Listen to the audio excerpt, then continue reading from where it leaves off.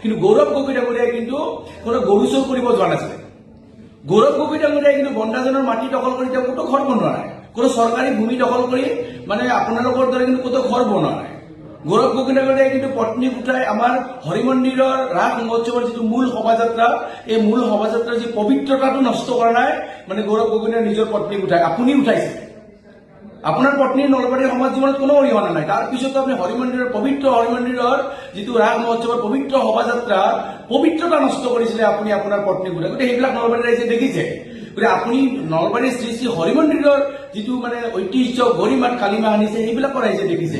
গতিকে আপুনি গৌৰৱ গগৈ ডাঙৰীয়াৰ অসমীয়াৰ লগত কিমান সংপৃক্ত বা কিমান আত্মিক সম্পৰ্ক আছে এয়া অসমৰ ৰাইজে জোৰাৰ পাখি ইতিমধ্যে দেখাই দিছে, অসমৰ ৰাইজে মৰমেৰে দেখাই দিছে। কিন্তু আপুনি নলবেৰীয়া লাষ্টত এটা কথা কওকচোন ভালকে যদি পাৰে, মুখ বেকা কৰি আপুনি কাৰোবাক হয়তো ইনচাল্ট কৰিব পাৰে, কিন্তু আপুনিও নলবেৰীয়া লাষ্টত ক'ব নোৱাৰে, কাৰণ আপোনাৰো নলবাৰীৰ লগত আত্মিক সম্পৰ্ক নাই।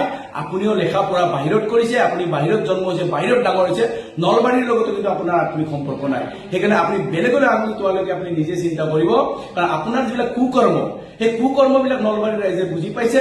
নলবাৰীবাসী ৰাইজে ইতিমধ্যে সিদ্ধান্ত লৈছে এই 26ৰ নিৰ্বাচনত যে আপোনাক পুলি পখাই উভালি যে আপোনাক যে নলবাৰীৰ পৰা বিদায় দিব সেয়া নিশ্চিত হৈছে। সেইকাৰণে আপুনি যে হতাশ হৈছে আপোনাৰ কথাৰ পৰা স্পষ্টকৈ উমান পোৱা গৈছে।